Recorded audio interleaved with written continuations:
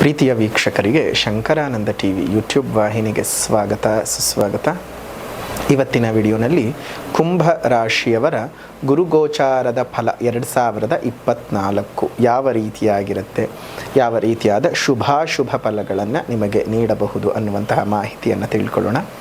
ಅದಕ್ಕಿಂತ ಮುಂಚಿತವಾಗಿ ಯಾರಾದರೂ ಶಂಕರಾನಂದ ಟಿವಿ ಯೂಟ್ಯೂಬ್ ವಾಹಿನಿಗೆ ಸಬ್ಸ್ಕ್ರೈಬ್ ಮಾಡಿಕೊಂಡಿಲ್ಲ ಅಂದರೆ ಸಬ್ಸ್ಕ್ರೈಬ್ ಮಾಡ್ಕೊಳ್ಳಿ. ಪಕ್ಕದಲ್ಲಿರುವಂತಹ ಬೆಲ್ ಐಕಾನ್ ಒತ್ತಿ, ಅದರಿಂದ ನೆಕ್ಸ್ಟ್ ಅಪ್ಲೋಡ್ ಮಾಡುವಂತಹ ವಿಡಿಯೋಗಳು ನಿಮಗೆ ನೋಟಿಫಿಕೇಷನ್ನ ಮುಖಾಂತರ ಬಂದು ತಲುಪತ್ತೆ. ಹೊಸ ಹೊಸ ಮಾಹಿತಿಗಳನ್ನು ತಿಳ್ಕೊಳ್ಳೋದಕ್ಕೆ ಸಾಧ್ಯವಾಗತ್ತೆ ಅಂತ ತಿಳಿಸ್ತಾ, ಗುರುಗೋಚಾರದ ಫಲ ಮೇ 1ನೇ ತಾರೀಕು 2024 ಮಧ್ಯಾಹ್ನ 1:50 ಗುರುಗ್ರಹವು ಮೇಷ ರಾಶಿಯಿಂದ ವೃಷಭ ರಾಶಿಗೆ ತನ್ನ ಸ್ಥಾನವನ್ನು ಪರಿಚಲನೆ ಮಾಡ್ತಾ ಇದ್ದಾನೆ.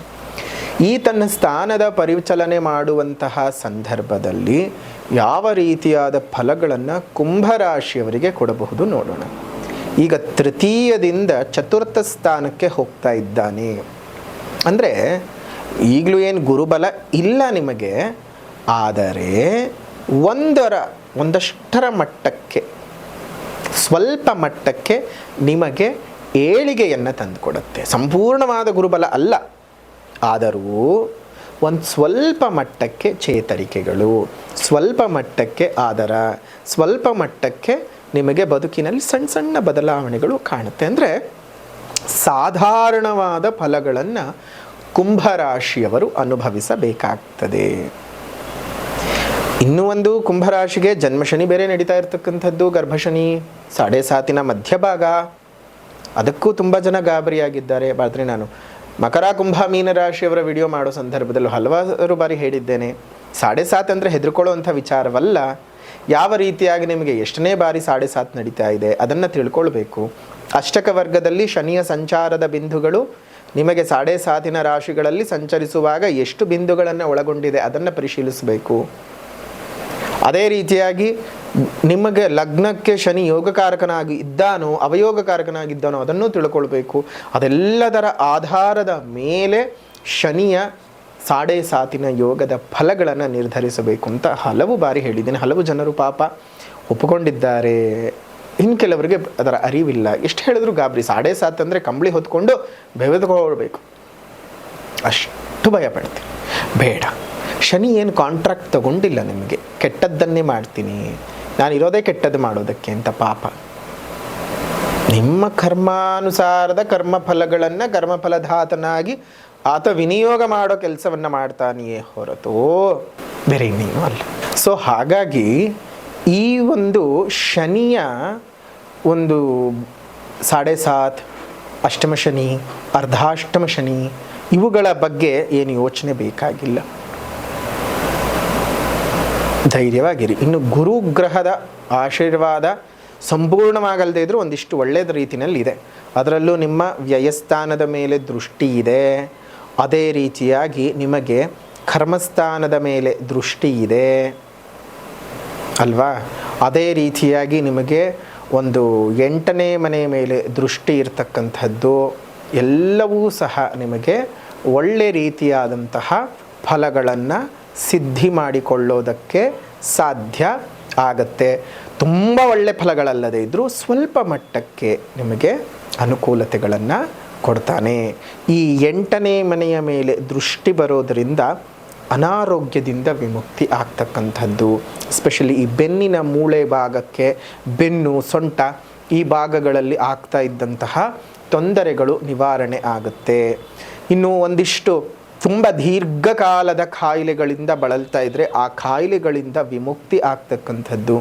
ಡಯಾಬಿಟಿಕ್ ಪೇಷಂಟ್ಸ್ಗಳಿಗೆ ನಿಮ್ಮ ಡಯಾಬಿಟಿಸ್ ಲೆವೆಲ್ ಒಂದು ಸ್ವಲ್ಪ ಕಡಿಮೆ ಆಗ್ತಕ್ಕಂಥದ್ದು, ಅಂದರೆ ಸಮತೋಲನಕ್ಕೆ ಬರ್ತಕ್ಕಂಥದ್ದೆಲ್ಲ ಆಗುವಂಥದ್ದು. ಯಾಕಂದರೆ ಡಯಾಬಿಟಿಕ್ ಕಾರಕವೇ ಈ ಒಂದು ಗುರುಗ್ರಹ.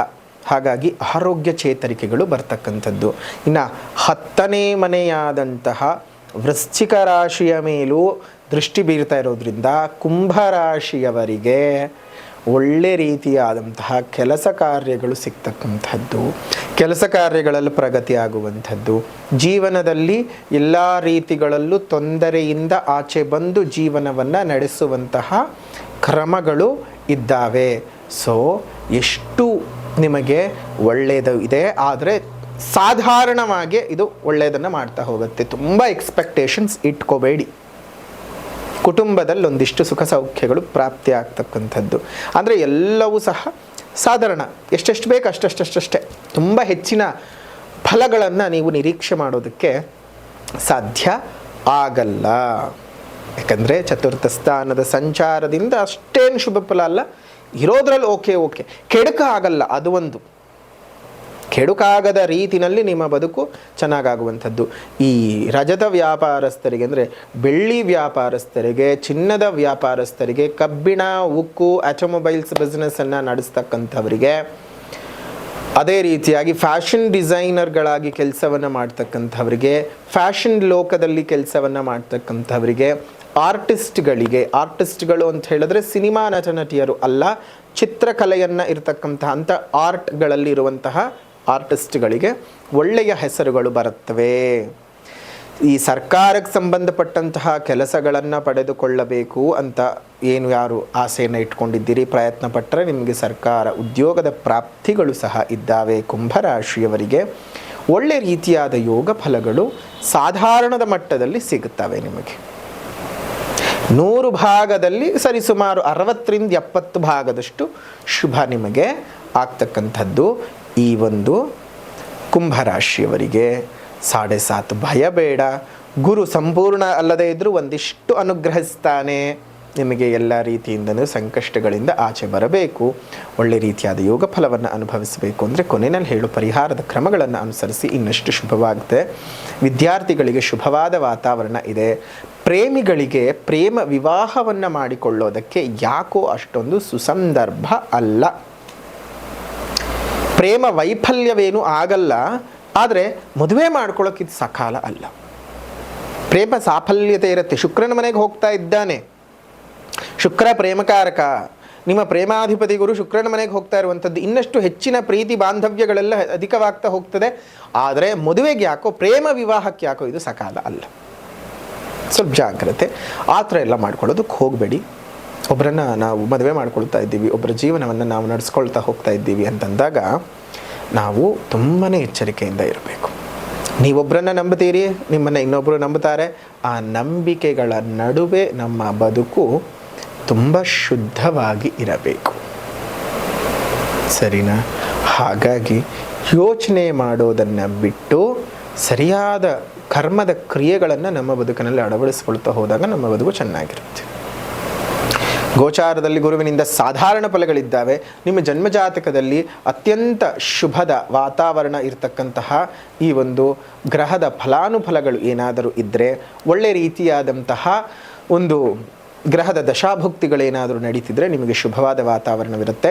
ಈ ಸಾಧಾರಣ ಫಲ ಹೋಗಿ ಶುಭ ಫಲಗಳು ಉಂಟಾಗಬೇಕಾ? ನಿಮ್ಮ ಜೀವನದಲ್ಲಿ ಇಷ್ಟು ಮಾತ್ರವಲ್ಲದೆ ಇನ್ನೆಷ್ಟೆಷ್ಟೋ ಸಮಸ್ಯೆಗಳನ್ನು ಅನುಭವಿಸ್ತಾ ಇರ್ತೀರಿ. ಮಾಟಮಂತ್ರ ದೋಷಗಳು, ಕೃತ್ರಿಮ ದೋಷಗಳು, ದೃಷ್ಟಿ ದೋಷಗಳು, ಶತ್ರುಕಾಟಗಳು, ಗುಪ್ತಶತ್ರು ಕಾಟಗಳು, ಹಿತಶತ್ರು ಕಾಟಗಳು, ಮನೆಯಲ್ಲಿ ನೆಮ್ಮದಿ ಇರೋದಿಲ್ಲ, ಮದುವೆ ಆಗ್ತಾ ಇರೋದಿಲ್ಲ, ಮದುವೆ ಆಗಿದ್ದರೆ ನೆಮ್ಮದಿ ಇಲ್ಲದೆ ಒದ್ದಾಡ್ತಾ ಇರ್ತೀರಾ. ಎಷ್ಟು ಸಮಸ್ಯೆಗಳು, ಮಕ್ಕಳಾಗ್ತಾ ಇರೋದಿಲ್ಲ, ಏನೋ ಸಮಸ್ಯೆಗಳು ಬದುಕಿನಲ್ಲಿ ಬರ್ತಿರುತ್ತೆ. ಸಾಲಬಾಧೆಗಳು, ಹಣಕಾಸಿನ ಸಮಸ್ಯೆಗಳು, ಉದ್ಯೋಗದಲ್ಲಿ ಏರಿಳಿತಗಳು, ಎಷ್ಟೆಷ್ಟು ಸಮಸ್ಯೆಗಳು ಬರ್ತಾನೆ ಹೋಗುತ್ತವೆ. ಅಂಥದ್ದೆಲ್ಲ ಸಮಸ್ಯೆಗಳಿಗೆ ನೇರವಾಗಿ ಸರಳವಾದ ಏಕೈಕ ಪರಿಹಾರ ಶ್ರೀ ಲಲಿತಾ ಹೋಮ.